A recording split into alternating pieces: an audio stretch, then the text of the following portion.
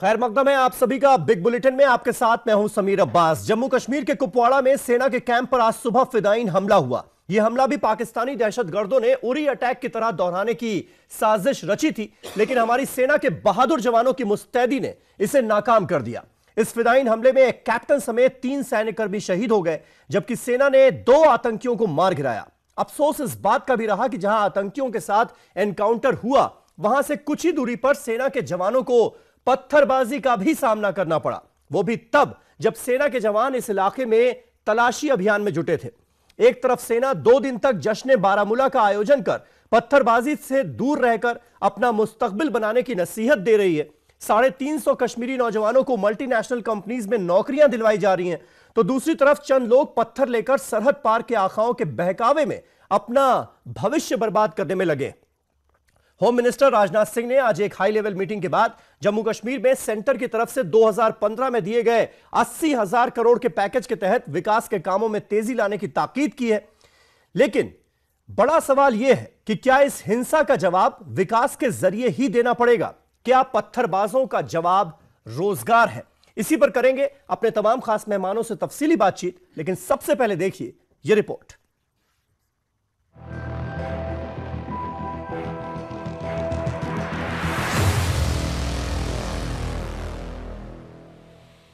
पिछले 1 हफ्ते से ऐसा इंसिडेंट्स आए हैं जहां पे स्टूडेंट्स भी इन्वॉल्व हैं, लेकिन जो हमारी जानकारी है स्टूडेंट्स सारे इन्वॉल्व नहीं है। बाहर से कुछ लोग आते हैं जो कि उनको इंस्टिगेट करते हैं। बाय एंड लार्ज स्टूडेंट्स जो यहाँ के हैं वो पीस लविंग है, क्योंकि यहाँ पे लड़कों में इतना हुनर है, इतना टैलेंट है हर चीज़ में। ऐसा नहीं कि स्पोर्ट्स में, पढ़ाई में, लिखाई में और आगे बढ़ने का उनके पास हुनर है, बट लेकिन उनको सही डायरेक्शन देना चाहिए।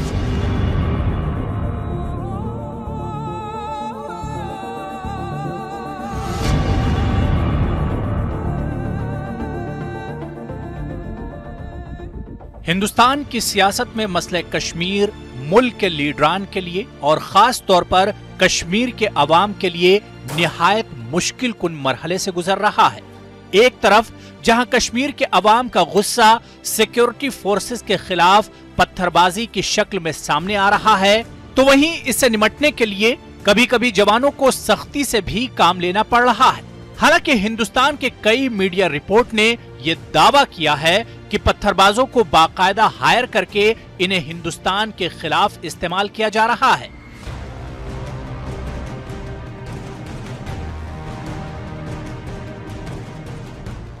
वहीं दूसरी जानिब अंदरूनी हालात पर नजर रखने वाले माहिरीन मानते हैं कि पत्थरबाज दरअसल हिंदुस्तानी फोर्सेस के खिलाफ गुस्से की शक्ल में सामने आ रहे हैं, क्योंकि पत्थरबाजी में जहां पहले सिर्फ कश्मीरी लड़के नजर आ रहे थे, तो वहीं अब खवातीन में भी फोर्सेस के खिलाफ शदीद गमो गुस्से की लहर नजर आ रही है।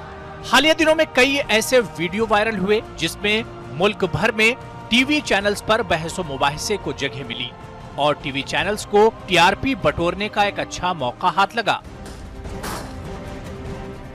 लेकिन मसले की संजीदगी की फिक्र शायद ही किसी को है, क्योंकि मसले कश्मीर का अगर कोई हल निकल सकता है तो यहाँ के लोगों में हुकूमत के तई भरोसा पैदा करना होगा, जिसकी अहम शुरुआत अटल बिहारी वाजपेयी के दौर में हुई थी। और हालिया दिनों में जम्मू कश्मीर के वजीर आला महबूबा मुफ्ती ने वजीर आजम मोदी से मुलाकात के बाद कहा था कि सिर्फ बातचीत के जरिए ही मसले कश्मीर का हल निकल सकता है। इसी कड़ी के तहत फौज की जानिब से बारामूला में एक 25-26 अप्रैल को जश्न बारामूला के नाम से यूथ फेस्टिवल का एहतमाम किया गया था, जिसमें कल्चरल प्रोग्राम के अलावा जॉब प्लेसमेंट का भी इंतजाम था। और इसको हम एड्रेस करेंगे ताकि हम रीच आउट करें लोगों के साथ स्पोर्ट्स इवेंट्स के through, civic action program, employment generation, recruitment, तो उसके थ्रू हम इनको रीच आउट करेंगे ताकि ये जो लोग हैं मेन स्ट्रीम में आ जाएं।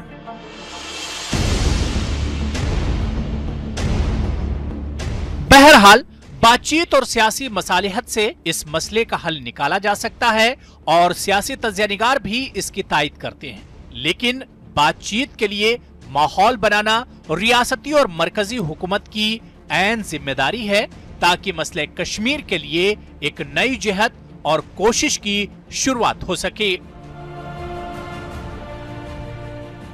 Bureau report, ETV news.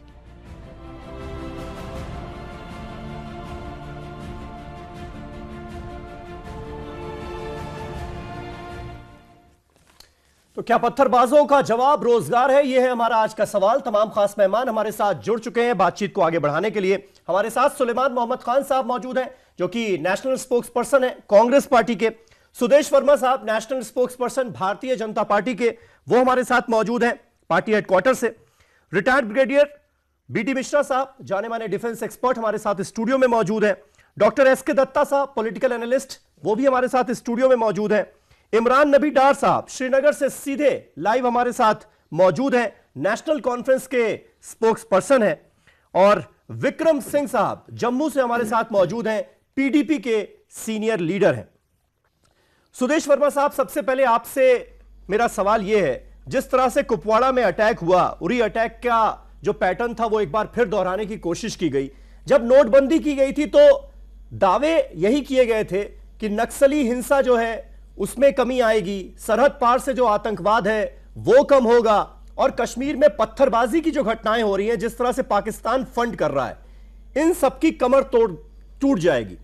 लेकिन आज आप हालात देखिए तो ये तीनों ही चीजें सबसे ज्यादा पूरे देश को परेशान कर रही हैं। ऐसा क्यों?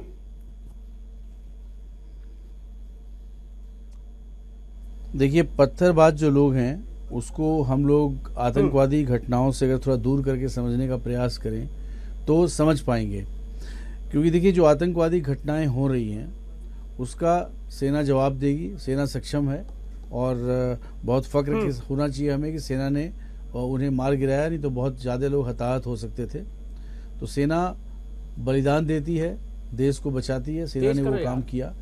और टेररिस्टों को मैसेज जाना चाहिए कि पाकिस्तान कितना भी कोशिश कर ले, कितना भी कोशिश कर ले वो सक्सेसफुल नहीं होगा।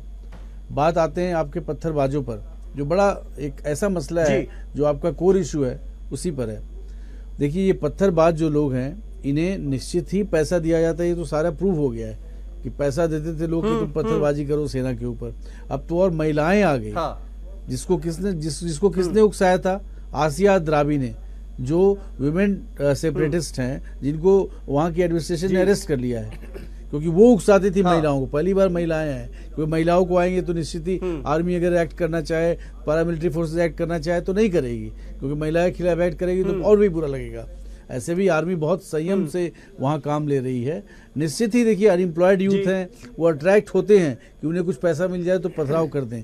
लेकिन ये कहना कि सिर्फ अनएम्प्लॉयमेंट के कारण ये पथरावबाजी हो रहा है, ये सही नहीं है। अगर आप देखना चाहें आंकड़े, तो हमारी सरकार आने के बाद बहुत सा प्रयास हुआ है जिससे कि वहाँ के लोगों को नौकरियां दिया जा सके। कल की बात जैसा आपने बताया कि वहाँ कितने लोगों, करीब 343 यूथ को दिया गया, वेरियस फर्म्स में नौकरी दी गई। आर्मी जो है ऑलरेडी रिक्रूटमेंट ड्राइव वहाँ चला रही है, और लोग वहाँ पर बड़ी भारी संख्या में आते हैं। 50 ही वैकेंसी होगी, लेकिन देखिए हजारों की तादाद में लोग आ गए। राजनाथ सिंह जी जो गृह मंत्री हैं, उन्होंने आते ही कहा था कि 10,000 हम एसपीओs को रिक्रूट करेंगे, और उसमें भी भारी संख्या में लोग आने लगे हैं। तो नौकरी एक अलग बात है, नौकरी मिलना चाहिए जो भी अनएम्प्लॉयड है, जिनसे गेनफुल एम्प्लॉयमेंट हो। लेकिन अगर नौकरी को हम रीजन मानेंगे तो शायद कश्मीर की समस्या को हम समझ नहीं पाएंगे। यहाँ एक बाहरी हाथ है पाकिस्तान का, जिसके कारण हो रहा है टेररिस्ट जो है। ठीक है, इमरान नबी डार साहब हमारे साथ मौजूद है, नेशनल कॉन्फ्रेंस के लीडर। डार साहब, सबसे पहले मैं आपसे पूछना चाहूंगा, आसिया अंद्राबी का जिक्र हुआ जिन्हें आज गिरफ्तार किया गया है, आप इसका स्वागत करते हैं और मानते हैं कि वो बड़ा रीजन थी? जिस तरह से हम पिछले दिनों देख रहे थे तस्वीरों में कि कुछ महिलाएं भी हाथ में पत्थर लिए हुए नजर आ रही थीं, कुछ कॉलेज स्टूडेंट्स भी हाथ में पत्थर लिए हुए नजर आ रही थीं, आपको लगता है कि इससे फर्क पड़ेगा? देखिए, इसी सोच को लेके जो ये सोच है, ऐसी सोच कि कश्मीर में बीजेपी के स्पोक्सपर्सन बोल रहे थे, इन्होंने ऐसी बहुत बड़ी बात की कि पत्थरबाज जो है पैसे दे के जो है पत्थर करते हैं। मुझे अफसोस से कहना पड़ रहा है कि 2.5 साल में जो इनकी हुकूमत है यहाँ पर पीडीपी और बीजेपी की, 2.5 साल में अभी तक ये समझ नहीं पा रहे हैं कि लोग जो है पत्थर क्यों मार अरे रहे हैं? आपने क्या आप, समझा? कुछ समय पहले हमको आपने ये क्या बोला जा समझा? रहा आपका था कि उमर हम- अब्दुल्ला नहीं, वो चीफ नहीं, मिनिस्टर था, एक फारूक मिनट सर, अब्दुल्ला एक मिनट सर, चीफ मिनिस्टर थे। सर देखिए, आप ऐसा करेंगे तो वो कहेंगे कि हमें बोलने का मौका नहीं दिया जाता। और प्लीज सर, और please, Sheikh Abdullah please. Chief minister थे। सर, आप क्या समझे? सर, गलत बात कर रहे हैं। प्लीज, आपके प्लीज, बीच में प्लीज। नहीं घुसा। आप मुझे जी, डॉक्टर साहब, बोलिए। क्या बीच में बोलने को आपको रख क्या गया? Brigadier Mishra, please. आप चिल्ला प्लीज। के मुझे चुप नहीं कर डॉक्टर सकते। साहब, बोलिए, आप अपनी बात चिल्ला के कंप्लीट मुझे कीजिए। मेरी बात सुनिए। गलत बातें मेरी कर बात रहे हैं। सुनिए। ठीक है, सुन लीजिए, उनकी राय सुन लीजिए। हम जी। बार बार अरे सुन लीजिए ना बात पहले, फिर आप डिसाइड करिए। हम बार बार यही बोल रहे हैं कि ये एक सियासी मसला है। आप ऑन ग्राउंड एक सेंटिमेंट जुड़ा हुआ है जिसको आप ऐसे जो है इस पैमाने पे नहीं ले सकते हैं कि ये बच्चे पैसे देके जा रहे हैं। आप मुझे बताइए, 500 लेके कोई अपने आप को मारना चाहेगा? कोई अपने आप की मरवाना चाहेगा? कोई डॉक्टर साहब, लेकिन मेरा सवाल आपसे ये नहीं था। डॉक्टर साहब, मैंने तो आपसे बड़ा सीधा सवाल पूछा था कि आसिया अंद्राबी जो कि दुख्तरान मिल्लत की प्रेसिडेंट है, उनको अरेस्ट किया गया है, इसका आप सपोर्ट करते हैं? आसिया अंद्राबी का परिचय अगर आप नहीं देना चाह रहे हैं या आपको नहीं पता है तो मैं बता देता हूं आपको। देखिए, नहीं वो नहीं, मुझे बिल्कुल पता है आसिया अंद्राबी कौन है, लेकिन उसके अरेस्ट का और ये जो पत्थरबाजी हो रही है, इसमें कोई भी मुझे नहीं लगता कोई ऐसा जो है कोई कनेक्शन नहीं दिख रहा है। वो फिर बाकी सिक्योरिटी एजेंसीज को देखना है। वो आपको नहीं लगता कि आसिया अंद्राबी लोगों को पत्थरबाजी के लिए उकसा रही थी? बच्चे यहाँ के नाराज है, सेंटिमेंट ऑन ग्राउंड है। जब तक आप पॉलिटिकली इस कश्मीर मसले को एड्रेस नहीं करेंगे, तब तक पत्थरबाजी होती रहेगी, तब तक क्या मसला है? कन्फ्रंटेशन होती रहेगी। और हम उसको पॉलिटिकली मसला कुछ नहीं, मसला जब तक आप इसको पॉलिटिकली आएंगे, जब तक आप क्या मसला है बताओ ना, नहीं करेंगे तब तक क्या मसला है? सड़क पे आता रहेगा। क्या मसला है? आप आपके चिल्लाने से 47 से लेके आज तक अरे जनाब, मुझे अब नेशनल आपको कॉन्फ्रेंस एक्सप्लेन ने करना हुकूमत है की हमारी स्टेट पे। डॉक्टर साहब, आप इधर उधर मत घुमाइए ना, सीधा जवाब दिया कीजिए प्लीज। कसायद लिखे गए हैं, ये इलेक्शन से मसला पहले आपको भी फारूक पता है, साहब मुझे भी ने पता क्या है। बयान दिया ये है? मसला आप मसलों की नाइंसाफियों की बात करने लगते हैं। आपको ये नहीं नजर आता कि सेना ने जश्न बारामूला किया, वहां पर 2 दिन तक कैंप्स लगाए गए जिसमें कश्मीरियों ने भारी संख्या में पार्टिसिपेट किया। 346 कश्मीरी नौजवानों को नौकरियां मिली मल्टीनेशनल कंपनीज में, वो आपको नहीं दिखता? अरे जनाब, ये कोई नई बात नहीं है। मैं इनसे कहना चाहूंगा, बीजेपी का कोई शाहकार नहीं है नया। जब हमारी भी हुकूमत थी तब भी लगते रहते थे, तब भी होते रहते थे सद्भावना के प्रोग्राम, तब भी होते रहते थे रिक्रूटमेंट ड्राइव्स। अरे सर, तो क्या चाहिए फिर आपको? आप मुझे समझाइए कि बीजेपी ने तो पॉलिटिकली नई बात आप होने नहीं दे रहे हैं। आपने आप नई बात आप होने नहीं दे रहे हैं। 2016 लड़के शहीद हो गए और अभी तक आप सुनिए, इस 2017 में एक दिन डॉक्टर साहब सुनिएगा, आप सुनिए, आप अपनी बात कहिए। आप सुनिए, जिस सेना को आप पत्थर मार रहे हैं, जिस सेना के खिलाफ आपके डॉक्टर फारूक अब्दुल्ला स्टेटमेंट दे रहे हैं, वो सेना बाढ़ आती है तो आपकी मदद करती है, बीमार होते हैं तब मदद करती है, दूर दराज एरिया में राशन कम होता है तब मदद करती है। इनके खिलाफ कोई रेप का FIR नहीं है, ये आपके साथ खड़े होते हैं, आप इनको पत्थर मारते हैं, आपको नौकरियां दिलाते हैं, आपको किस बात की गिला है? और 6% पर फारूक अब्दुल्ला जो MP हुए हैं, इनको क्या जमहूरियत में विश्वास है? और जब इनके मिनिस्टर थे, चीफ मिनिस्टर थे और इनके लड़के चीफ इमरान नबी डॉक्टर साहब, दूसरों की भी सुन लीजिए। अब आपका सवाल कहां हो गया? सकता है कुछ दिमाग खुले आपने आपका। क्या किया जी, और आप ये बताइए कि मुद्दा क्या है? आपके फारूक अब्दुल्ला कहते हैं बातचीत करो, किस पॉइंट पर? आर्टिकल 370 बैठा हुआ है, किस पॉइंट पर? एक इशू पर आपको शर्म आनी चाहिए मिश्रा कि आप सेना पर, जो सेना आपका हम उसको प्रोटेक्शन एक्सेप्ट करती करने है, के लिए उस तैयार पर आप नहीं है। पत्थर चलवाते ठीक है हैं। मिश्रा जी, एक एक करके। डॉक्टर दत्ता। समीर, डर साहब, मैं ना बहुत ज्यादा शर्मिंदा हूं आपकी घिनौनी बातें सुन के। आप शर्मिंदा मत हो, ये शर्मिंदा हो। अफसोस होता है कि आप लोग जैसे लोग ही दहशतगर्दी फैलाते हैं और आप लोग जैसे लोग ही आतंकवाद को आगे करवाते हैं। कौन सा मसला के बारे में आप बात कर रहे हैं? कौन सा सियासी मसला के बारे में आप बात कर रहे हैं? सियासी मसला अगर है तो पाक ऑक्युपाइड कश्मीर सियासी मसला है। सियासी मसला अगर है तो सियासी मसला अगर है तो बल्टिस्तान है, वो सब सियासी मसला है। आप जिस तरह से बात कर रहे हैं, मुझे आप में या फिर लश्कर तोयबा के आतंकवादी में कोई फर्क नहीं नजर आता है। आप चाहते क्या है? आप क्या चाहते हैं? सरेआम बोलिए ना, क्या चाहते हैं? आजादी चाहते हैं क्या? हम चाहते हैं कश्मीर के सियासी तरीके से हल किया जाए, कि आजादी चाहते हैं। आप लोग जैसे लोग बंद करिए, लोगों के चलते नहीं हम आजादी नहीं चाहते हैं। की जहां बात आती है इतना आजादी से लेकर आज समझ लिया तो फिर क्या कब समझ आएगा? ठीक है डॉक्टर दत्ता, भावनाओं पर थोड़ा सा काबू रखें। विक्रम सिंह साहब हमारे साथ मौजूद हैं, सीनियर पीडीपी लीडर है। विक्रम सिंह साहब, नेशनल कॉन्फ्रेंस की जो आज भाषा है, वही भाषा जब आप सत्ता में नहीं थे तो आपकी भी थी। आज वही सारी बातें नेशनल कॉन्फ्रेंस की तरफ से हमें सुनने को मिलती हैं। ऐसा क्यों है कि जो पार्टी सत्ता में रहती है वो तो सही बातें करती हुई नजर आती है, लेकिन जब आप सत्ता से बाहर होते हैं तो आप इन्हीं पत्थरबाजों के साथ खड़े हो जाते हैं? ऐसा क्यों? सर एक्चुअली ऐसा नहीं है। हमारी लीडरशिप जो भी बात करती है वो सोच समझकर देश हित की बात करती है। हमने कभी भी पत्थरबाजों को सपोर्ट नहीं किया। हम कहते हैं कि पत्थरबाजों को एक काउंसलिंग की जरूरत है, जिसके तहत जो सेंटर ने पैकेज दिया, जो आज भी अनाउंसमेंट की, युवाओं को रोजगार की जरूरत है। हम कभी भी शेख अब्दुल्ला साहब की तरह, उमर अब्दुल्ला साहब की तरह या डॉक्टर फारूक अब्दुल्ला साहब की तरह कश्मीर में अलग बात, जम्मू में अलग बात और सेंटर में अलग बात।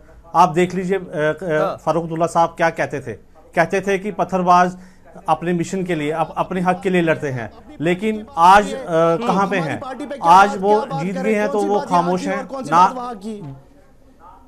एक एक करके डॉक्टर साहब, जब आप बोल रहे थे तो वो नहीं बोल रहे थे कुछ। कौन सी बात? आप नहीं आप नहीं मैं आप सुनो ना मेरी बात, आप सुनो ना। डॉक्टर फारूक साहब दिल्ली में क्या बात करते हैं, जम्मू में क्या बात करते हैं और कश्मीर में क्या बात करते हैं, जो आपको और पूरे देश को और हर बंदे को पता है। आज हमारे नौजवान बच्चों को गलत रास्ते पे भटकाने में आप पूरा काम कर रहे हैं। आप चाहते ही नहीं है कि जम्मू कश्मीर का वो बोल रही थी आप चाहते ही नहीं है जम्मू कश्मीर के नौजवान हैं उनको चंद लोग बाहर से आके भड़काते हैं और अपने भड़काने के बाद चुप चुपाते वहां से निकल जाते हैं। हम कंडेम्ड करते हैं जो इस तरीके की बात करते हैं, उनको ऐसी तकरीर में नहीं बैठाना चाहिए। ठीक है सुलेमान मोहम्मद खान साहब, मैं एक मिनट मिश्रा जी, सुलेमान मोहम्मद खान साहब, मैं आपसे जानना चाहूंगा आखिर क्या वजह है कि अभी भी चाहे हम नेशनल कॉन्फ्रेंस के लीडर्स की बात कर लें या यहां पर जो नौजवान पत्थरबाजी करता हुआ नजर आ रहा है, वो सेना से, सरकार से इतना खफा क्यों है? और क्या इसका एक रीजन यह भी है कि 2015 में 80,000 करोड़ के पैकेज का ऐलान होता है, लेकिन आज इतने साल गुजर जाने के बाद बाकायदा सेंट्रल गवर्नमेंट को यह कहना पड़ता है कि अब आप इस पैसे को यूज कीजिए, जल्द से जल्द विकास की योजनाओं में इसको लगाइए, यानी यह पैसा अभी तक लग नहीं पाया है। क्या एक वजह यह भी है? ये इनसे एक हमारा भी सवाल ठीक है, एक मिनट खान साहब। समीर साहब, अभी एक तो मैं ये नहीं समझ पा रहा हूँ, आपकी जैसे डिबेट शुरू हुई तो एक सज्जन, एक हमारे कोई पैनलिस्ट हैं आपके शो पे, बहुत ज़ोर ज़ोर से चीख रहे थे। दत्ता साहब तो बहुत सीनियर आदमी है, वो भी ज़ोर ज़ोर से बोल रहे थे। झगड़ा क्या है? हम लोग डिस्कशन कर रहे हैं, इस डिस्कशन से कोई सोल्यूशन या कोई अच्छी बात निकले, हमें एक दूसरे को ओवर पावर नहीं करना है। It's not a shouting match, it's basically a discussion. आपका डिफरेंस ऑफ ओपिनियन सबका हो सकता है, नेशनल कॉन्फ्रेंस या पीडीपी या बीजेपी या कांग्रेस या कोई भी एनालिस्ट या आर्मी का कोई ब्रिगेडियर, सबका डिफरेंट ओपिनियन हो सकता है। इसमें चीखने की जरूरत नहीं है, यही कॉन्फ्लिक्ट में हो रहा है, बात ही नहीं हो पा रही है। कॉन्फ्लिक्ट धीरे जबान में बोलते हैं, लेकिन इतनी हर्ट करने वाली बातें आपको आपके साथ प्रॉब्लम है, आप जो भी साहब हैं, जो भी आपके साथ प्रॉब्लम है, आपके साथ प्रॉब्लम है, कुछ लग रहा है। नहीं, हमारे साथ प्रॉब्लम है, लेकिन देखिए पर्सनल मत होइए, उससे बहुत बड़ा मुद्दा है जिसको हम डिस्कस करने के लिए बैठे हैं। प्लीज मिश्रा जी, ज्यादा बड़ा प्रॉब्लम सर, प्लीज नहीं, I am not, no I am oh my goodness, ये है कौन समीर साहब? मैं इनका अंग्रेजी मत नाम बोलो, जानूं ना हिंदी पहचानूं, बोलो। चीख रहे हैं कान में, हिंदी आवाज बोलो, इनकी समझ में लग आ रही रहा है। है। मिश्रा, किसी ब्रिगेडियर को मिश्रा। डिबेट नहीं करने देते। ये कोई पर्सनल फाइट नहीं हो रही अच्छा। है ना जी। प्लीज साहब, जल्दी से जस्ट आप कीप अपनी क्वाइट, बात आप पूरी चुप रहिए। पता नहीं आप डिक्टेटर ये कौन नहीं है, हैं। इन्हें पहले छुपाइए। मैं सिर्फ इतना कहना चाहता हूँ, ये सलमान, आप अपनी बात तो इंसान है। कंप्लीट नहीं, कीजिए डिक्टेटर ना। की बात नहीं, चुप रहिए, ऐसे तो इंटरजेक्ट कहीं मत आगे करिए। बढ़ ही नहीं पाएंगे जी, बोलिए। कैसे करूं मैं, कैसे करूं समीर साहब? ये बार बार is sarcastically speaking in between. मेरा ये कहना है अरे आपने शुरू कि किया भाई। ये जो जी, ये जो हालात हैं कश्मीर में, अभी chief minister Jammu and Kashmir की प्रधानमंत्री से मिली हैं 4-5 दिन पहले। मिलने के बाद महबूबा मुफ्ती, जहां भाजपा और महबूबा मुफ्ती जी की पीडीपी और भाजपा की सरकार है, प्रधानमंत्री से मिलकर जब वो निकली तो मीडिया के लोगों ने उनसे सवाल पूछा, क्या बात हुई, क्या आपकी तफसीली बात हुई, क्या आपका तस्करा रहा कश्मीर की सिचुएशन पे? उन्होंने कोई जवाब नहीं दे पाई कि कोई डिटेल हमारी बात नहीं हुई। एक बात उन्होंने कही और बहुत डिमीनिंग थी। वो कहा उन्होंने कि हम वहीं आ गए हैं जहां वाजपेयी जी हमें छोड़ के गए थे। इतनी बड़ी बात वो कह गई कि जो वाजपेयी जी के बाद सुधार हुआ था अभी तक, फिर वहीं पर लौट के हम आ गए। ये मैं इसलिए कह रहा हूं कि जब 89 से 96 तक मिलिटेंसी पीक पे थी कश्मीर में, 96 में चुनाव हुआ तो 54% पोलिंग हुई थी लेजिस्लेटिव असेंबली में। जब 2002 में चुनाव हुआ तो 44% पोलिंग हुई, जब भाजपा की केंद्र में सरकार थी। 2008 में चुनाव हुआ, कांग्रेस की सरकार थी, तो 61% पोलिंग हुई, बहुत बड़ा। और जब 2014 में अब चुनाव हुआ भाजपा की सरकार में, तो और बढ़ गया, 65% वोट पोल हुआ। उसके बाद 2 साल में, 2.5-3 साल में ऐसा क्या हुआ कि श्रीनगर के बाय पोल में 7% पोलिंग हुई, अनंतनाग का पोल आगे बढ़ गया, और जो कैंसिल हुए थे पोलिंग स्टेशन उस दिन 2% पोलिंग हुई। ऐसा क्या एलिनिएशन किया आपने? क्या वजह है, आप कि बताइए। लोग डेमोक्रेसी में बिलीव नहीं करते। मेरा ये कहना है कि कांग्रेस के वक्त में जो 6 साल का कांग्रेस और नेशनल कॉन्फ्रेंस का स्टेट गवर्नमेंट का रूल था 2008 से 14 तक, बारिंग फ्यू मंथ्स, कुछ महीने 2010 में छोड़ के जब काफी बड़ा अनरेस्ट हुआ था, उसके अलावा पीसफुल और अच्छा वहां ऑलराउंड डेवलपमेंट की वजह से और अच्छी कांग्रेस की और नेशनल कॉन्फ्रेंस की पॉलिसी की वजह से वहां पीसफुल रहा। और जितने भी आज फीते काट रहे हैं मोदी जी और प्रोजेक्ट इनॉग्रेट कर रहे हैं, वो कांग्रेस के टाइम के ही पास किए हुए और इंप्लीमेंट किए हुए प्रोजेक्ट थे, जिनके अब इफ्तिताह हो रहा है। उसके साथ साथ अब लार्जर आउटरीच प्रोग्राम था, डिफरेंट ग्रुप्स बने थे जिन्होंने 2010 के बाद जो सर वो तो ठीक है सुलेमान साहब, वो तो ठीक है, लेकिन आपकी और सहयोगी पार्टी है ना नेशनल कॉन्फ्रेंस, डायलॉग हुआ था, उसकी वजह से लीडर किस तरह के बयान दे रहे हैं पत्थरबाजों को उकसाने के लिए, वो आपको दिखता है? और उसकी मजम्मत करते हैं आप कभी? मैं 2 बातें और बस शॉर्ट में कहूंगा। हाँ, उसकी भी बात में जवाब 2 बातें और कहूंगा। एक बात तो ये कि कंप्लीटली पॉलिसी और strategy, there is no policy, इनकी कोई पॉलिसी नहीं है भाजपा की केंद्र सरकार की और कश्मीर और में पीडीपी और भाजपा की स्टेट गवर्नमेंट की कश्मीर को लेके या पाकिस्तान को लेके इनकी कोई पॉलिसी नहीं है। आज भी हमारे जवान शहीद हुए, हमें तकलीफ हुई, बार बार हमारे जवान शहीद हो रहे हैं, और उसके साथ साथ हमारे मुल्क में एक पूरा हिस्सा मुल्क का अपने आप को एलिनिएटेड समझ रहा है। तो ये इंटरनल सिक्योरिटी के लिए भी खतरा है और मुल्क की नेशनल इंटीग्रेशन के लिए भी खतरा है। और जहां तक 80,000 रुपए के 80,000 करोड़ के पैकेज की बात करते हैं, ये क्या मजाक उड़ाते हैं मोदी जी। 15 में करा, 80,000 करोड़ लगाऊंगा, 90,000 बिहार में भी करा था। अरे भाई, जो आपको करना है करिए ना, पब्लिसिटी और प्रोपोगेंडा का है। हालात इतने खराब हैं कि कश्मीर, आप उनके दर्द का एहसास करिए, उनको ये समझाइए और आपके हैं, आप उन्हें अपने क्लोज लाइए। ठीक है, इमरान नबी डार 100 से ज्यादा लोग इमरान नबी डार साहब, और ये बात सवाल आपसे पूछ रहा हूं, पहले सीधा जवाब आपसे चाहूंगा। पत्थर आप आपसे ही पिछली बार जब मेरी बात हो रही थी तो आप कह रहे थे कि डेवलपमेंट जो है वो एक बड़ा इशू है, क्योंकि सब्ज़बाग तो बहुत दिखाए जा रहे हैं लेकिन हो कुछ नहीं रहा है। अनएम्प्लॉयमेंट जो है वो एक बहुत बड़ा इशू है। आज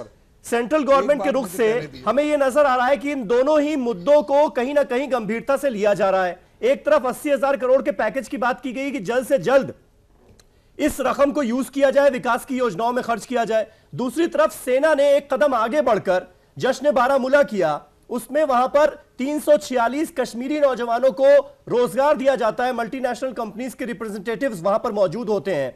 साथ ही साथ पूरे कश्मीर से यह आह्वान किया जाता है, यह इल्तिजा की जाती है कि पत्थरबाजी का रास्ता छोड़िए, वहां कुछ नहीं रखा है, आप पढ़ाई पूरी कीजिए और उसके बाद जॉब कीजिए।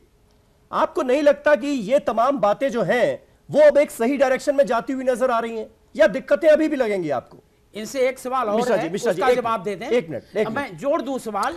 ये इमरान नबी डार साहब ये भी बताइएगा कि जाकिर रशीद भट्ट, इससे आप इसके आइडिया से आप सपोर्ट करते हैं? प्लीज डार साहब बताइएगा, डार साहब वो भी शामिल कर लीजिए जी अपने जवाब में। नहीं, ये कैसा सवाल, मुझे समझ नहीं आ रहा, आप क्या पूछना चाहते हैं? नहीं डार साहब, आप मेरे सवाल का जवाब दीजिए पहले।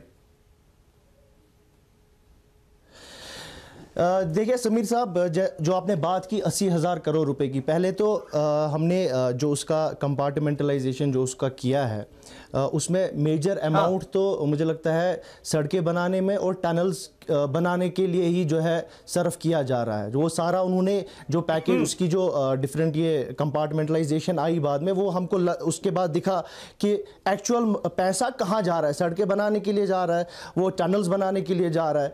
और जो ह्यूमन डेवलपमेंट हम बोल रहे थे, कैसे आप ह्यूमन डेवलपमेंट करेंगे, उसमें जो है उसका जो एलोकेशन है बहुत कम है, मतलब ना होने के बराबर है उसमें वो पैसा।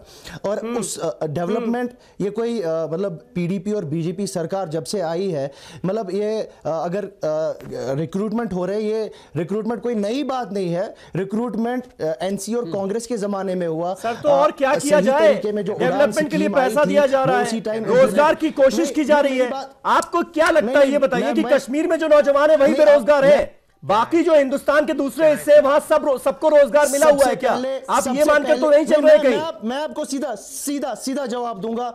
मैं आपको सीधा जवाब दूंगा। सबसे पहले पीडीपी और बीजेपी जो इनका एजेंडा ऑफ अलायंस है, जिसमें इन्होंने लिखा है कि हम हर किसी स्टेक होल्डर से बात करेंगे, हर किसी स्टेक होल्डर से। सबसे पहले आप उस एजेंडा ऑफ अलायंस को, क्योंकि वो तो इन्हें रद्दी के टोकरे में डाल दिया है, उस एजेंडा ऑफ अलायंस को उस टोकरी से बाहर निकाल के पढ़िए आप। उसमें ये बाज़ाब्ता लिखा है कि आप हर किसी स्टेक होल्डर, आप पहले उसमें जितने भी स्टेक होल्डर है यहाँ पे, चाहे वो हुर्रियत हो या, और आपको पाकिस्तान से बिल्कुल जरूरी बात करनी पड़ेगी। अगर आप इस तरह, लेकिन आप जब आसिया अंद्राबी को स्टेक होल्डर मान लेंगे तो दिक्कत होगी ना? नहीं करें, पाकिस्तान से भी बात करो। डॉक्टर साहब, आसिया अंद्राबी को भी स्टेक होल्डर मान लेंगे तो दिक्कत होगी ना? ये इकोनॉमिक मसला। आसिया अंद्राबी जो कि पाकिस्तान का झंडा लहराए, पाकिस्तान का राष्ट्रगान गाए, अगर लोगों को पत्थरबाजी के लिए उकसाएं, उन्हें स्टेक होल्डर कैसे मान लिया जाए? ये तो दिक्कत वाली बात है ना फिर। समीर साहब, मैं मुझे बस एक मिनट में आप इसका जवाब देता हूं मैं आपको। जब मोदी गवर्नमेंट नागालैंड में मिलिटेंट से बात कर सकती है और नागालैंड में उनको सेपरेट फ्लैग दे सकती है, ये पॉइंट है आपका, जो सेशनिस्ट है वहां पर। ठीक है, सुदेश वर्मा जी इसका जवाब दीजिए। आपको आवाज मिल रही है ना? सकते हैं तो यहां प्रॉब्लम क्या है आपको इन लोगों से बात करने में? ठीक है सुदेश वर्मा जी, नागालैंड के लिए रूल अलग, कश्मीर के लिए अलग क्यों? अरे हम सुन पा रहे हैं, मेरी आवाज आपको मिल रही है? जी बोलिए अब तक।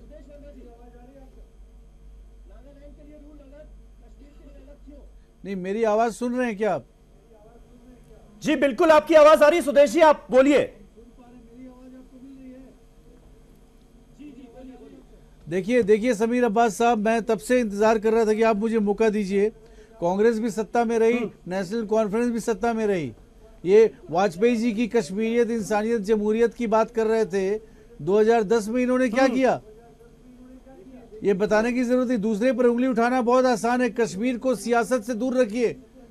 आके आप किस तरह से डिफेंड करते हैं यूथ को? फारूक अब्दुल्ला साहब, नहीं सुदेश जी, इमरान नबी डार साहब की आवाज आप तक लगता है पहुंची नहीं, मैं कनेक्शन सही करवाता हूं। लेकिन इमरान नबी डार साहब ये कह रहे थे कि आप अपने एजेंडे को भूल चुके हैं। पीडीपी बीजेपी की गवर्नमेंट अपने एजेंडे को भूल चुकी है। आपने कहा था कि सभी स्टेक होल्डर से बात की जाएगी। आप नागालैंड में तमाम टेररिस्ट ग्रुप से तो बात कर लेते हैं, लेकिन कश्मीर में सबसे बात करने के लिए तैयार नहीं रहते। ये तो आपको जवाब देना चाहिए। ये सवाल था, उन्होंने पूछा था आपसे। कहां गया जवाब? थे तो हम तो एक पैसे का जवाब देंगे।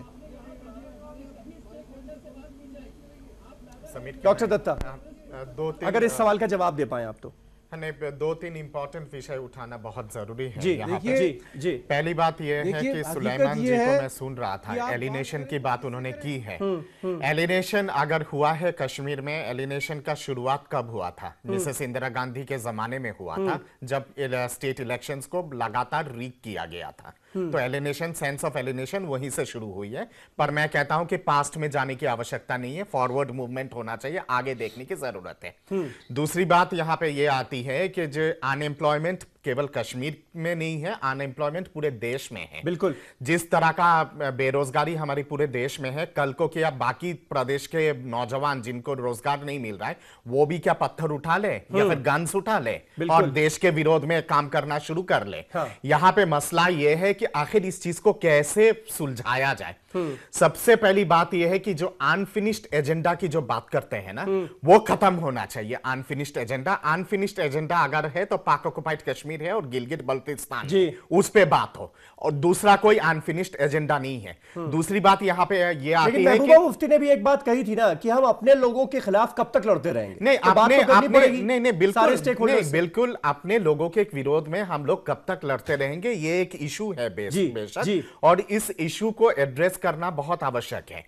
पर इस पे दो तरह की रणनीति होने की आवश्यकता है। जो लोग सड़क पार से उकसाते हैं या फिर अंदर में जो लोग हैं जो पाकिस्तान का झंडा लेके चलते हैं और ऐसे लोगों को गुमराह करते हैं, उनके लिए गन्स होनी चाहिए, बुलेट होनी चाहिए, उनके लिए किसी तरह का माफीनामा नहीं होना चाहिए। दूसरी बात यहां पे ये आती है कि इकोनॉमिक पैकेज जो है, पैकेज देने से समाधान नहीं निकलता है। ग्राउंड लेवल पे उसकी क्या सही में गवर्नेंस में इस्तेमाल हो रहा है, डेवलपमेंट में इस्तेमाल हो रहा है कि नहीं, वो बहुत इंपॉर्टेंट है। और वहां पे नकल कसने की जरूरत है ताकि भ्रष्टाचार के चलते ये सारा पैसा डकर मार के ना खाया जाए।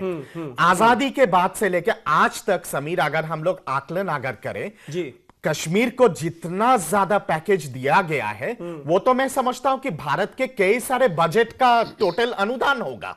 उस तरह के पैकेज दिया गया है, और सही में अगर उस तरह से इस्तेमाल हुआ होता तो कश्मीर का डेवलपमेंट शायद न्यूयॉर्क सिटी जैसे हो जाता आज के डेट में, पर हुआ नहीं है। तो हमें आइडेंटिफाई करने की आवश्यकता है कि ये पैसा जाता कहां है, सबसे पहली बात है।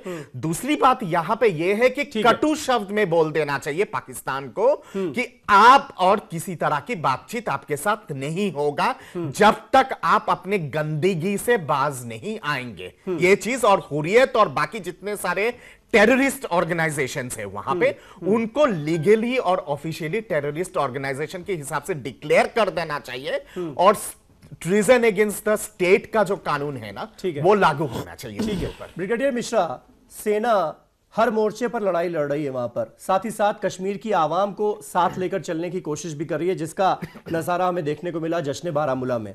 इससे ज्यादा और क्या किया जाए?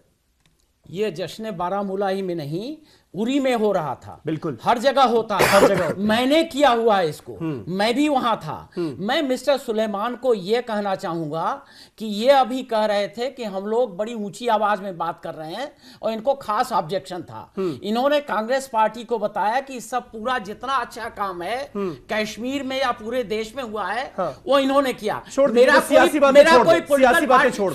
मेरा कोई पॉलिटिकल पार्टी से एफिलिएशन नहीं है, नहीं मैं किसी पॉलिटिकल पार्टी का ब्रीफ होल्ड करता हूं, लेकिन मैं इनसे पूछना यह चाहता हूं कि आज से इनको शायद हिस्ट्री नहीं पता होगा क्योंकि इनकी बड़ी कम उम्र है। मैं जानता हूं 1947 से लेकर के हर जंग में 1947, 65, 71 यह आर्मी ने ही वहां पर कश्मीरियों को बचाया था पाकिस्तान से, और किसी ने नहीं बचाया था, किसी पॉलिटिकल पार्टी ने नहीं। और आज ये कह रहे हैं स्पेशल नॉलेज की जरूरत नहीं, जितना काम हुआ है इन्होंने किया है, बाकी सब स्पेशल नॉलेज और की जरूरत नहीं। ये भी कह रहे हैं, आज इनका यह भी कहना है कि आर्मी का कोई रोल नहीं है। आज भी आर्मी वहां के शहरियों के लिए पूरा काम कर रही है, पूरा काम कर रही है। मोहम्मद खान साहब इस बात से इत्तेफाक रखते हैं आप? और जिस तरह से जश्न बारामूला या फिर इस तरह के जश्न जहां जहां सेना की तरफ से आयोजित कराए गए, हजारों की संख्या में कश्मीरी नौजवान लड़के लड़कियों ने इसमें पार्टिसिपेट किया, तो ये तो जताता है ना कि जो आम कश्मीरी है, जो शांति चाहता है, जो पीस चाहता है, वो सेना के साथ है। देखिए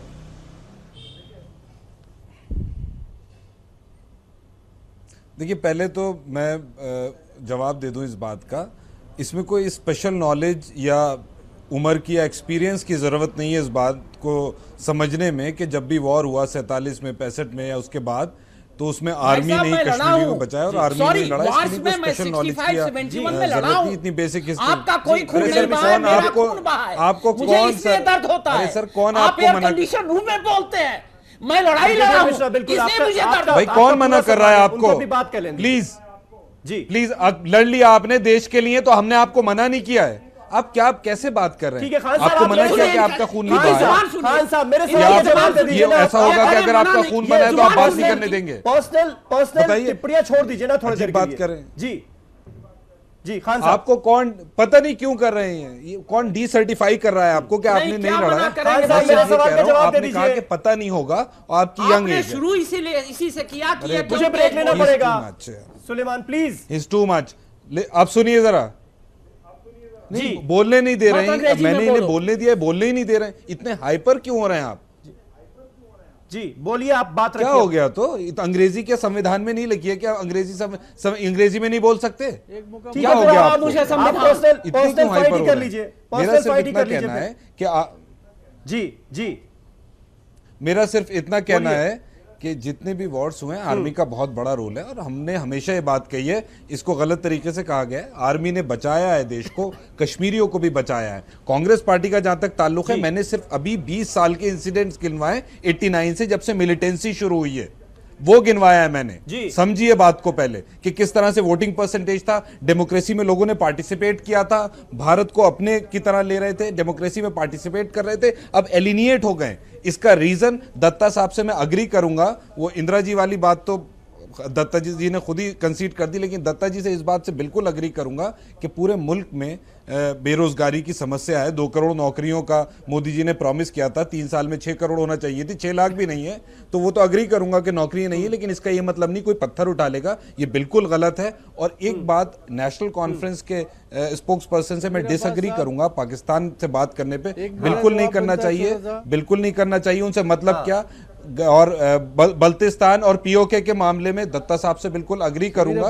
और हाँ, नेशनल कॉन्फ्रेंस की इस वाले स्टेटमेंट पे मैं अग्री करूंगा स्पोक्स पर्सन से कि 500 रुपए के लिए, 500 रुपए के लिए कोई अपनी जान हथेली पे नहीं लगाएगा। ठीक है, और औरतों का सड़क पे आना ये एलिमिनेशन ऑफ फॉल्स और फेलियर है पॉलिसी। जल्दी से जी समीर अब्बास साहब, समीर अब्बास साहब, आप ये बताइए कि वो आर्मी जो फ्लड में बचाती है, कोई सेपरेटिस्ट स्टोन टू फिल्ट्रेटर्स बचाने के लिए नहीं आते हैं, और उसके बाद उस आर्मी के साथ इतनी बदसलूकी के साथ वहां की जनता छोड़े ही सही अगर पेश आती है तो शर्म आना चाहिए। किस कश्मीरियत की बात कर रहे हैं वो? ये कश्मीरियत थोड़ी ना जो आपको बचाता है। यासीन मलिक तो लेके भाग गया था रेस्क्यू ऑपरेशन वाला सामान, और उसके बाद ये लोग कॉल दे रहे थे 2014 में जब फारूक अब्दुल्ला साहब की सरकार थी कि मत लो इनका रसद, इनका रेस्क्यू ऑपरेशन में मत आओ, मतलब तुम मर जाओ, मत बचो। और उसके बाद भी उसके बाद फारूक अब्दुल्ला साहब किस तरह की बात कर रहे हैं आर्मी के लिए। उस समय जब इनकी सरकार थी, अरे सुन लीजिए भाई साहब, सुलेमान साहब, आप तो अभी हमें बता रहे थे कैसे डिस्कशन कर रहे हैं। अरे अभी आप बता रहे थे कैसे डिस्कशन कर रहे हैं, भूल गए अपने पैरामीटर को ही भूल गए।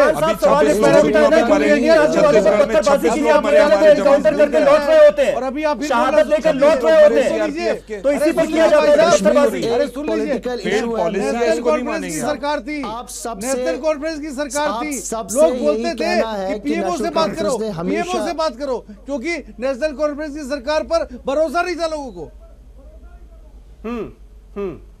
ठीक है, एक छोटा सा ब्रेक ले लेते हैं इमरान नबी डार साहब, उसके बाद मैं आपके पास भी आऊंगा। बहुत देर से आप कुछ बोलना चाह रहे हैं और मैं चाहूंगा आज आप ये भी क्लैरिफाई करें कि आपके नेता ये क्यों कहते हैं कि पत्थरबाजी देश के लिए कर रहे हैं। कश्मीर के लोग देश के लिए पत्थर चला रहे हैं, वो क्यों कहना पड़ता है? ऐसी क्या सियासी मजबूरी है आपकी? एक छोटा सा ब्रेक लेते हैं, फौरन होते हैं हाजिर, बहस जारी।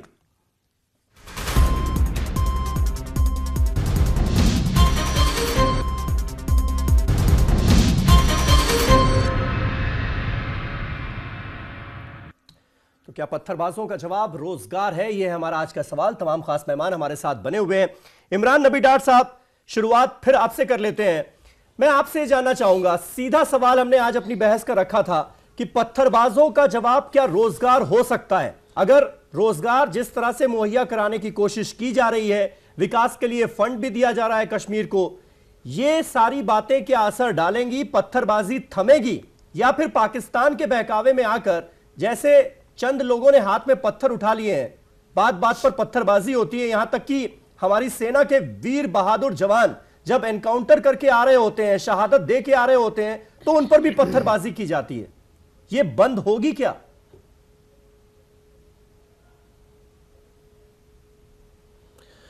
देखिए, आपने जो डिबेट का जो टॉपिक लिया है उसका बस एक ही जवाब है कि कश्मीर को कोई इकोनॉमिक पैकेज नहीं चाहिए इस टाइम पे, कश्मीर को एक पॉलिटिकल पैकेज चाहिए।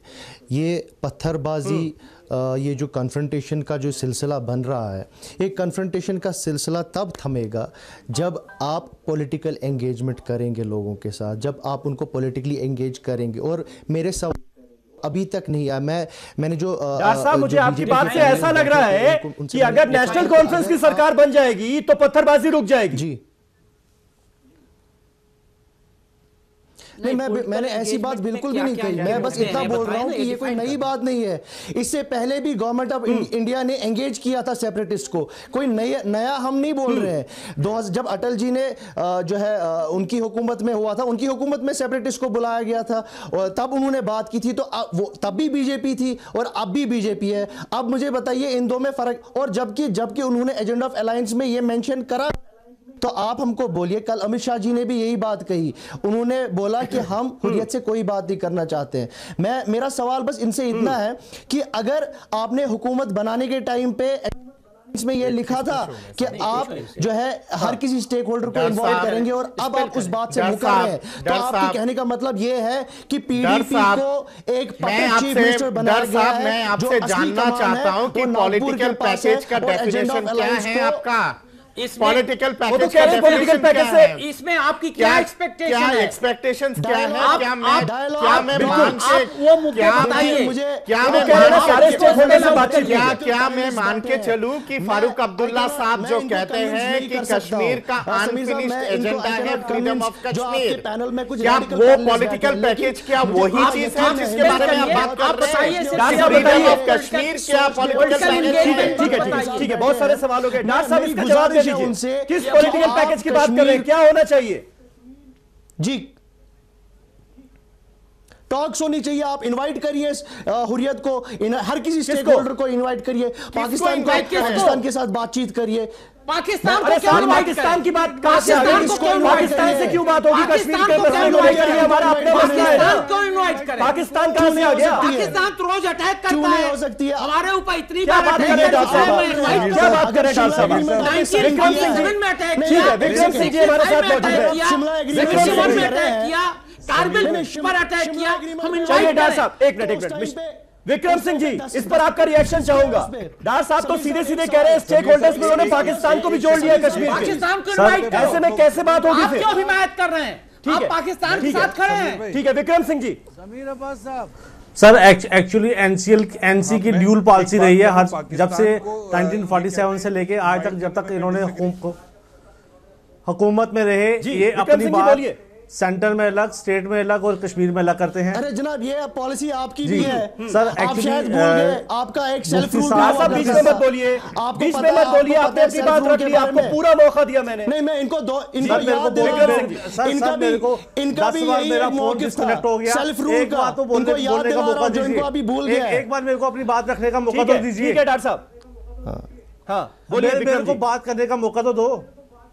मुफ्ती साहब की टाइम में ही हमारे इंडिया और पाकिस्तान के बीच में डायलॉग प्रोसेस शुरू हुआ और साथ ही साथ जहाँ पे हमारे आरएसपुरा से ये जो बॉर्डर में आर पार का जो व्यापार शुरू हुआ, मुजफ्फराबाद रोड खोलने का प्रोसेस शुरू हुआ। हम डेवलपमेंट की बात, क्योंकि 2002 से लेके 2008 तक जो मुफ्ती साहब की और कांग्रेस की गवर्नमेंट रही, वो एक गोल्डन पीरियड था स्टेट की इकोनॉमी को, स्टेट की एम्प्लॉयमेंट को। लेकिन उसके बाद जब इनको लगा कि हमारी स्टेट में हम द्वारा पीडीपी और बीजेपी का गठबंधन बन गया है, ये स्टेट को अच्छे रास्ते पे लेके जा रहे हैं, जो इन्होंने अपने जो काम करते शुरू से करते आए हैं, नौजवानों को बहकाने का, उनको दूसरे गलत रास्तों में इन्वॉल्व करने का, वो करते रहे हैं। इसलिए क्योंकि फारूक साहब स्टेट में कुछ, सेंटर में कुछ और कश्मीर में कुछ अलग अलग तरह की बातें करते हैं। मैं अपने नौजवान भाइयों को जो आज पत्थरबाजी में मुलव्वस हैं, बिल्कुल गलत है, कर रहे गलत हैं, बात, बच्चों गलत को बयान उकसा कर रहे रहे हैं, हैं आप। उनको कहता हूं हमको बोलिए हमें कहां पर क्या बयान, क्या गलत बयानात हुए हैं, क्यों गलत बयानी कर रहे हैं आप, गलत बयानी कर रहे हैं आप। कहीं पे फारूक साहब ने यहाँ पे एक बात नहीं की, वहाँ पे एक सवाल का जवाब दीजिए। मैं किसी की बात डार साहब कह रहे हैं कि पाकिस्तान से बात करो, तो पाकिस्तान का जो मकसद है उसमें हम कामयाब बना देंगे उसको। पाकिस्तान सपोर्ट करे, यहाँ पर पत्थरबाजी करवाए, उसके बाद फिर हम पाकिस्तान से बात करने चले जाए। आप बताइए, आप पाकिस्तान के साथ खड़े हैं, हिंदुस्तान के साथ सच्चाई पहला सवाल आपको साफ बताना पड़ेगा कि आप पाकिस्तान के साथ खड़े हैं कि हिंदुस्तान के साथ, ये बताइए। समीर नहीं, इमरान नबीदार, आप ये बताइए कि आप हिंदुस्तानी हैं, आप पाकिस्तानी हैं, आप पाकिस्तान के साथ खड़े हैं हिंदुस्तान के साथ, आप पाकिस्तान के बात कर रहे हैं, आप जवाब दीजिए। आप पाकिस्तान को डिवाइड कर रहे हैं। और एक बात बताना चाहता हूँ कि पाकिस्तान में जो हालत वहाँ पर ऑक्युपाइड कश्मीर की है, वही हालत आपके साथ वो करेगा। आप इस बात को ध्यान रखिए। पाकिस्तान को स्टेक होल्डर मानने का सवाल ही कहाँ सवाल पाकिस्तान को स्टेक होल्डर बनाने का तो सवाल ही नहीं होता। मैंने तो कहा है कि कश्मीर के मुद्दे पे पाकिस्तान से कोई बातचीत करने की ही जरूरत नहीं है। पर नेशनल कॉन्फ्रेंस के प्रवक्ता जिस तरह से बात कर रहे हैं और वो जो कह रहे हैं कि पाकिस्तान स्टेक होल्डर है और पाकिस्तान से बातचीत होनी चाहिए, इससे साफ जाहिर होता है कि इनके जो आका है फारूक अब्दुल्ला साहब, उन्होंने जो लगातार कहा है कि unfinished agenda of Kashmir is the freedom of Kashmir, ये बार बार उन्होंने कहा है। तो आज इन्होंने साबित कर दिया है कि ये पाकिस्तान के नुमाइंदे हैं। इतना ही अगर पाकिस्तान से प्यार है तो लाहौर का सिटीजनशिप ले लीजिए, रावलपिंडी चले जाइए, वहां जाके बस जाइए। ठीक है, सुलेमान मोहम्मद खान साहब, सुलेमान मोहम्मद खान साहब, अपनी सहयोगी पार्टी के इस रुख पर आप क्या कहेंगे? लाहौर डिक्लेरेशन के बारे में क्या कहा? तब भी हिंदुस्तान और पाकिस्तान कश्मीर के बारे में बात कर रहे हैं। यहाँ तो ऐसा लग रहा है कि जब तक पाकिस्तान से बात नहीं होगी तब तक मसला सुलझेगा नहीं, पत्थरबाजी चलती रहेगी। नहीं, वो जी जब तक आप कश्मीर के मसले जवाब ही उसी का दे रहा हूं। नहीं देखेंगे। इमरान साहब एक डार साहब सुन डार लीजिए, साहब एक मिनट चुप साहब की रहिए, भी सुन लीजिए। डार साहब चुप रहिए, डार साहब एक मिनट चुप। दो बातें कहूंगा शॉर्ट में। पहली बात तो ये कि मैं इमरान डार साहब की इस बात से बिल्कुल डिसएग्री करता हूं, बिल्कुल मैं इत्तेफाक नहीं रखता कि पाकिस्तान से बात होना चाहिए। हाँ, अभी दत्ता साहब और तमाम लोग ये कह रहे थे और एक और साहब ये कह रहे थे कि भाई पाकिस्तान से जब सरकार बनी थी बीजेपी और पीडीपी की और जब शपथ हो रही थी तो मुफ्ती मोहम्मद सईद साहब ने, लेट मुफ्ती मोहम्मद सईद साहब ने शुक्रिया अदा करा था पाकिस्तान का कि उन्होंने यहाँ चुनाव होने दिया, तब लोगों का खून नहीं खौला। दूसरी बात, जब वो तो बात करने की बात कर रहा है जबकि हम बिल्कुल डिसएग्री करते हैं, जब मोदी जी बिना बुलाए नवाज शरीफ की सालगिरह में चले जाते हैं और ये बताएं बीजेपी के प्रवक्ता कि क्या खाया था, वेज बिरयानी खाई थी या कोई और खाई थी, तब लोगों का खून नहीं खोला था। अब बात करने पे लोगों का खून खोल रहा है भाई। बात इसके जबकि हम डिसएग्री करते हैं, तब तो सारी डिप्लोमेसी हो गई थी। और क्या हुआ उसके बाद? उरी का अटैक हुआ नहीं, क्यों गए थे भाई? ये कौन सा तरीका था? ये कौन सी फॉरेन पॉलिसी थी? फेलियर फॉरेन पॉलिसी थी केंद्र सरकार की। क्या करा उन्होंने वहां जाके? बिना बुलाए सालगिरह में पहुंच गए नवाज शरीफ साहब की। कभी ऐसा होता है? पूरी प्लानिंग होती है, फीडबैक होता है, क्या स्ट्रैटेजी होगी, इंटरनेशनल पॉलिसी मेकिंग है ये, फॉरेन पॉलिसी मेकिंग। और आप कर रहे हैं पाकिस्तान से डील, आप बिना बुलाए शॉल डिप्लोमेसी, बिरयानी डिप्लोमेसी, कबाब डिप्लोमेसी चल रही है। एंड इट्स कंप्लीट फेलियर, बिल्कुल फेल हुई है सरकार। कश्मीर के मुद्दे पे लार्जर आउटरीच प्रोग्राम जो कांग्रेस और नेशनल कॉन्फ्रेंस की सरकार ने चलाया था, वो आउटरीच प्रोग्राम चलाना है। आउटरीच, आपका खून नहीं खोला था जब, आपका नहीं खून खोला था जब, कांग्रेसियों पे खून खोलता है आपका। तब क्या हुआ था सुलेमान जी? तब क्या हुआ था? दत्ता साहब आप आपकी नहीं, दत्ता साहब आपकी तो हम बड़ी रेस्पेक्ट करते हैं। जिसने जो कहा वो गलत कहा, लेकिन आपने जब उधर की बात भी तो कही है ना, गलत कही, इतनी तो कम से कम लिहाज रखिए। हम ये कहना चाहते हैं कश्मीर सुदेश वर्मा जी इस बात का जवाब दीजिए। लोगों को अपने सुदेश वर्मा जी आपके सामने है जो वहां पर मुख्य विपक्षी दल है नेशनल कॉन्फ्रेंस, उसकी राय इस मसले को लेकर जो है वो आपने सुन ली। अब आप ये बताइए, क्योंकि जिम्मेदारी आपकी है, सेंटर में भी आप हैं, स्टेट में भी आप हैं, अब कैसे इस मसले का हल निकालेंगे? आप क्या करेंगे? देखिए किसी को भी शक नहीं होना चाहिए, चाहे वो कश्मीर की आवाम हो, चाहे नेशनल कॉन्फ्रेंस हो, हुर्रियत हो, कोई भी हो, देश की संप्रभुता पर कोई कंप्रोमाइज नहीं होगा। जो कॉन्स्टिट्यूशन ऑफ इंडिया को मानते हैं उसके दायरे में बातचीत करना चाहते हैं, कोई भी आदमी बातचीत कर सकता है। लेकिन अगर आप आज़ादी की बात करना चाहते हैं, आप बात करना चाहते हैं पाकिस्तान की, तो ये नहीं होने वाला, कोई भी नहीं हो सकता। आपको ड्रीम में नहीं रहना चाहिए। ड्रीम में रहेंगे तो आपने अभी धमकी दी, डर साहब ने धमकी दी, पत्थर इसी तरह चलता रहेगा। जैसे पत्थरबाजी ये करवा रहे हैं, इन्होंने माना है पत्थरबाजी चलते रहेगा, यानी कि ये पत्थरबाजी करवा रहे हैं, ये धमकी दे रहे हैं। ये धमकी से देश नहीं चलने वाला। बहुत विशाल देश है, 3 साल कश्मीर भारत का अभिन्न अंग है। मुख्यमंत्री की बात सोच भी नहीं सकता। कब तक लड़ते रहेंगे? किसी गलतफहमी में मत रहिए। पार्टिसिपेट करते थे, बात तो आपको करनी पड़ेगी ना, खराब ही रहेंगे। जो समझ सकता है बात होगा, उसको तो समझाइए। लोगों से बात होगा, कॉन्फ्रंटेशन में अपने कितनी देर लोगों तक से बात रहेंगे? होगा, आप कितनी देर तक अपने लोगों से confrontation में बात रहेंगे? होगा। समीर अब्बास साहब, अपने लोगों से बात होगा। पहले आप यहाँ के लेकिन वो लड़कों से बातचीत बात किससे नहीं कर कर रहे हैं? रहे। मुख्यमंत्री खुद डिसाइड करेगी। जो हुर्रियत की यहाँ क्या के लोकेशन बच्चे एजेंडा है ये स्कूलों बताइए में, ना। कॉलेजों में निकल रहे हैं, आप हमारे उनके पास बारे में इलेक्टेड क्या सरकार बोलेंगे? है, आप जो उनके बात साथ करना चाहता है, किस हैसियत से बात करना चाहते हैं, ये तो बता दे। आज यहाँ के कॉलेज के बच्चे सड़कों पे आ रहे हैं, आप उनसे क्या बात, उनको क्या सर, बोलेंगे? उनको भड़का कौन रहा है? अरे उन पत्थरबाजों से बात करें, उनका नेता कौन है? आप ये नेता कहेंगे कि हैं, ये आपसे देश बात के लिए करते चल रहे हैं हैं। पत्थर। आप उनके नेता हैं, फिर तो आप तो सुनता रहे ना, आपसे बात इस करते मसले हैं। को। और आप बताइए, पत्थर डॉक्टर साहब, आपकी जिम्मेदारी है, कुछ जिम्मेदारी समझिए प्लीज। ऑपोजिशन की बहुत बड़ी जिम्मेदारी है इस वक्त। आजादी के दीवाने, आपको उन लोगों को समझाना है जो पाकिस्तान के बहकावे में आ रहे हैं, उनको समझाने की जिम्मेदारी आपके ऊपर है, सरकार की तो है ही। आपको भी जिम्मेदार विपक्ष की भूमिका में आना पड़ेगा। सर, गवर्नमेंट का काम नहीं है, आपका भी काम है। आप भी नुमाइंदे हैं, आपके भी लोग चुन कर आए हैं। प्लीज इस बात को समझिए। आपका काम है, आग लगाते जाइए, आग लगाते जाइए। हिंदुस्तान यही चाहता है। डॉक्टर साहब, आपका काम क्या है? देश को तोड़े, वो आपका काम है।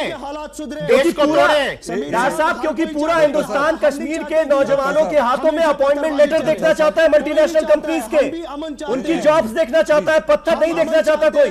प्लीज, अगर आपको इससे सियासी कोई फायदा हो रहा है तो उसको परे रख दीजिए। ये तो हमारी आर्मी है। डॉक्टर साहब, बहुत बहुत शुक्रिया, बहुत बहुत शुक्रिया। वक्त मेरे पास खत्म हो चुका है, इसलिए इस डिबेट को यहीं खत्म करना पड़ेगा। सुलेमान मोहम्मद खान साहब, ब्रिगेडियर मिश्रा, विक्रम सिंह साहब, प्रोफेसर दत्ता, सुदेश वर्मा जी, डार साहब, बहुत बहुत शुक्रिया हमारे साथ इस डिबेट का हिस्सा बनने के लिए। सवाल यही था कि क्या पत्थरबाजों का जवाब रोजगार है? फिलहाल डार साहब की बातों से तो ऐसा नहीं लगता। बहुत कुछ किए जाने की जरूरत अभी भी कश्मीर में है। बहुत बहुत शुक्रिया। शब बखैर।